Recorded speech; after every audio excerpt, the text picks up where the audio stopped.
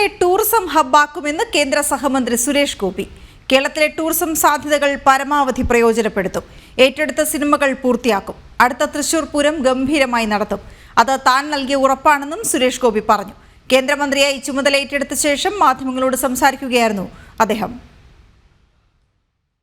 ജിഷ്ണു കൃഷ്ണൻ വിവരങ്ങളുമായി ചേർന്നു. ജിഷ്ണു, അതിനുശേഷം ജനം ടിവിക്ക് മാത്രമായും അദ്ദേഹം അഭിമുഖം നൽകുകയുണ്ടായി. അദ്ദേഹം ഏറ്റെടുത്ത ചുമതലയിൽ എന്തൊക്കെ ചെയ്യാൻ സാധിക്കും, ആ വെല്ലുവിളി എന്തൊക്കെ അദ്ദേഹത്തിന് മുന്നിലുണ്ട്, എന്തൊക്കെ അദ്ദേഹം വ്യക്തമാക്കി ജനത്തോട്?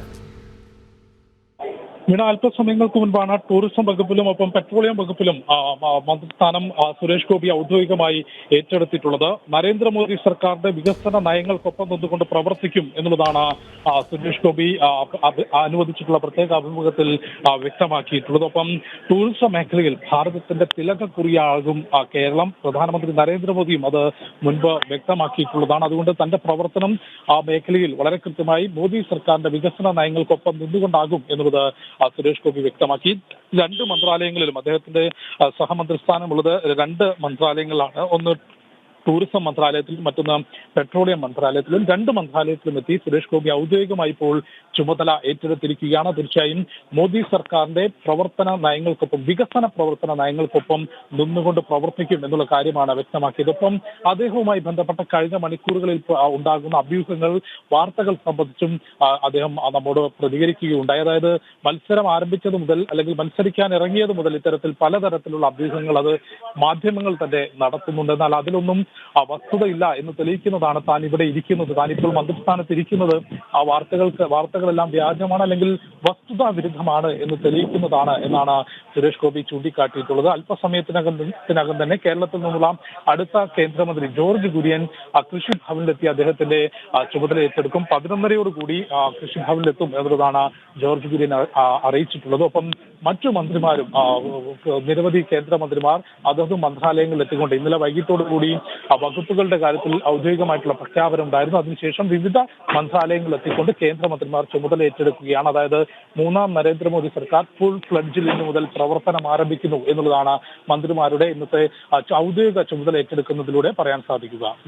ജിഷ്ണു, ഈ തൃശൂർ പൂരം ഗംഭീരമായി നടത്തും അടുത്തതെന്നുള്ള അദ്ദേഹം പേഴ്സണലായി കേരളത്തിലെ ആളുകൾക്ക് നൽകുന്ന വാഗ്ദാനമാണ്.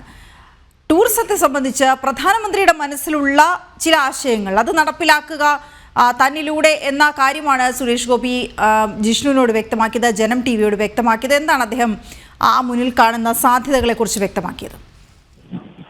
തീർച്ചയായും കേരളത്തെ സംബന്ധിച്ച് ടൂറിസം മേഖലയിൽ അനന്ത സാധ്യതയുള്ള ഭൂപ്രദേശമാണ് എന്നുള്ളത് നമുക്കറിയാം. നിരവധി അത് ആഭ്യന്തര ടൂറിസം ആണെങ്കിലും വിദേശ ടൂറിസ്റ്റുകളാണെങ്കിലും അത്രയധികം സാധ്യതകളുള്ള മേഖലയാണ്. അത് പ്രധാനമന്ത്രി നരേന്ദ്രമോദി ഈ ഒരു തെരഞ്ഞെടുപ്പ് കാലത്ത് പല മാധ്യമങ്ങൾക്കും നൽകിയിട്ടുള്ള അഭിമുഖത്തിലൊപ്പം അദ്ദേഹത്തിന്റെ പ്രചാരണ പ്രവർത്തനങ്ങളിലും ഇക്കാര്യം വ്യക്തമാക്കിയിരുന്നു. അതുകൊണ്ട് ആ ഒരു മേഖലയിൽ, ടൂറിസം മേഖലയിൽ സുരേഷ് ഗോപിയെ മന്ത്രിസ്ഥാനത്തേക്ക് എത്തിക്കുന്നതിലൂടെ കേരളത്തിൽ ടൂറിസം മേഖലയിൽ വലിയ രീതിയിലുള്ള കുതിച്ചുചാട്ടം, പ്രത്യേകിച്ച് നമുക്കറിയാം പ്രധാനമന്ത്രിയുടെ സന്ദർശനം പോലും പലപ്പോഴും ടൂറിസം മേഖലയിൽ വലിയ കുതിച്ചുചാട്ടം, അല്ലെങ്കിൽ ഒരു സോഷ്യൽ മീഡിയ തരംഗം ഉണ്ടാക്കുന്നത് നമ്മൾ കണ്ടിട്ടുള്ളതാണ്. മുൻപ് ലക്ഷദ്വീപ് സന്ദർശിക്കുമ്പോഴും അത്തരത്തിൽ ഓരോ സംസ്ഥാനങ്ങളിലും അല്ലെങ്കിൽ ഭൂപ്രദേശങ്ങളിലും അവിടുത്തെ സാമ്പത്തിക നില മെച്ചപ്പെടുത്തുന്നതിന്, ടൂറിസം മേഖലയിൽ ഉണർവുണ്ടാക്കുന്നതിന് ഏത് രീതിയിലുള്ള പ്രവർത്തനം വേണം എന്നുള്ളത് വളരെ കൃത്യമായി അറിയാവുന്ന ഒരു ഭരണാധികാരി കൂടിയാണ് നരേന്ദ്രമോദി. അതുകൊണ്ട് തന്നെ കേരളത്തിൽ ടൂറിസം മേഖലയുടെ അനന്ത സാധ്യതകൾ പ്രയോജനപ്പെടുത്തി മെച്ചമുണ്ടാക്കും എന്നുള്ളതാണ്.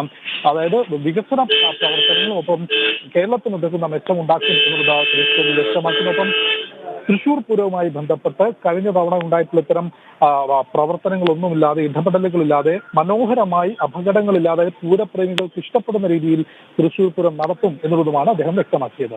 ഓക്കെ, ശരി. പെട്രോളിയം, പ്രകൃതിവാതകം വകുപ്പുകളിലും അദ്ദേഹം എത്തി ചുമതലയേറ്റു. ജനം ടിവിയോടും അദ്ദേഹം സംസാരിച്ചു. ടൂറിസം വകുപ്പ് മന്ത്രിയെ സഹമന്ത്രിയായി ചുമതലയേറ്റെടുക്കുമ്പോൾ മുന്നിലുള്ള വെല്ലുവിളികളെക്കുറിച്ച് അദ്ദേഹം നടപ്പാക്കാൻ ഉദ്ദേശിക്കുന്ന ഏത് തരത്തിൽ മുന്നോട്ട് കൊണ്ടുപോകാൻ ഉദ്ദേശിക്കുന്നു തുടങ്ങിയ കാര്യങ്ങളെല്ലാം